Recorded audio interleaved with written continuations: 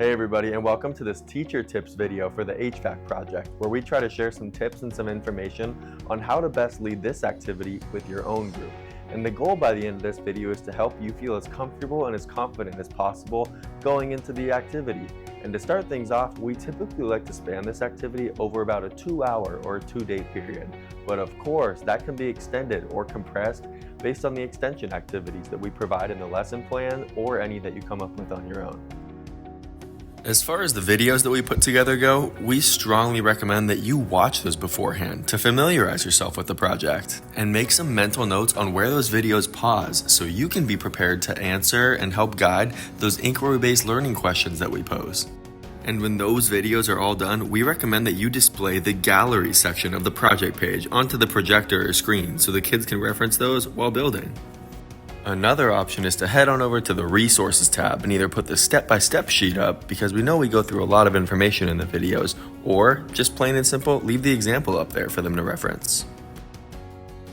To start off some of the tips that we wanted to share with you, at the very beginning, it's super important to give them some of that intentional brainstorming time, whether that be on paper, even on the sheet that we provide, or at the very least, giving them that time to do things in their head.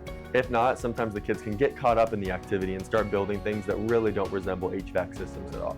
For the rest of the tips, we're going to do our best to try to go in chronological order, and starting with the fact that we just wanted to reiterate that this project is reusable, so keep that in mind as the teacher during all the steps of this process. So next up, and to continue the theme of being intentional, it's always important for them to lay out their project and their design before they officially start to tape it together and make it official. Sometimes we see them trying to tape it all together and raise it at the same time. It's always important to get it laid out and taped on the ground before raising it up. And speaking of taping it, and also how it's reusable again, they don't need more than just a small piece of tape. If they get caught up in ripping off big pieces of tape, then it just becomes harder and harder to take back apart and put back in the bin nice and organized. Plus, the materials can start to decay away that way. The next tip is for the paper clip that the fans go on. We understand that in the video it's kind of hard to see the demonstration on how exactly we bent that. So we would just recommend to do a little demonstration in person for them about how to take that paper clip from a flat one to pointing up that tall, skinny, singular piece to make it a 90-degree angle for the fan. And 2 quick things on the testing topic just to wrap things up here. Number 1, if you by chance have an extension cord, it may be a good idea to bring it to class that day. Lastly, as the students are testing, we really encourage them to test their project as they go. Sometimes we've seen it where students will build a really sophisticated multi-story project with multiple fans, and they're disappointed at the end because they waited till the very end to test it and they expected everything to work and the fans to spin super fast. We encourage them to test each fan as they go, and if it's spinning fast and they have leftover air, that's when they can continue to add to their project and make it more sophisticated. We say that because it's kind of nice to plug in the mattress pump on that so you could walk around to the different stations and test their project instead of everyone having to come to you and pick their project up to come to the mattress pump station to test it out. It's just for the sake of discussion and to maintain an educational environment during the fun and the hands-on activity. You can ask questions like, have you ever done something like this before? Do you understand the science behind this project? Do you remember what HVAC stands for?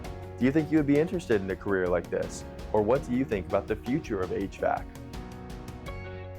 Now for what you'll find in the bin and the materials at hand, I like to lay those out in the back of the classroom or on the side of the classroom while those videos are playing in an assembly line format, or maybe leave some of the tubes in the bin for them to grab. But during the project, you might run into a certain situation.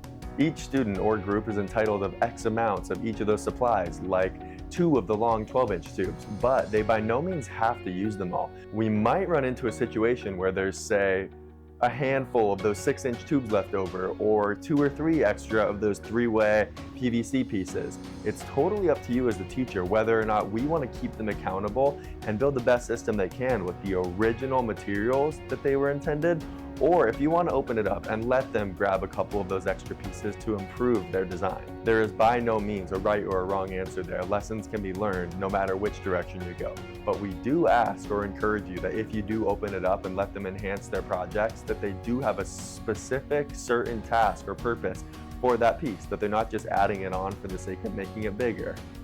If the project happens to be running a little bit early and you need some ideas for how to fill up the time, no worries. Here are some tips. And the same thing goes for in case you're running late. Here are some ideas to speed up the process, but to still stay on task, but meet the objectives. Now, when it comes to cleanup, the only thing to really keep in mind is, again, this project can be used over and over again, so please remind students of that and make sure they're being respectful of the certain materials as they're tearing them down and bringing them back into the bin. Now, when it comes to safety, there's not a ton here. It's a relatively straightforward project. The only two things we'd like to quickly make mention of are on the testing side of things. It can be kind of tempting to blow straight into your tubes or straight onto the fans to test your project, especially when the pump might be in use or you're waiting. But that involves the transfer of germs, and that is not fair to the next group who may be using the same materials to build their activity. And speaking of that fan, please remind the students that its only use is to test projects out, not to blow into their peers' hair or face. Thank you so much for everything. Please reach out if you have any questions after checking out this video. Enjoy!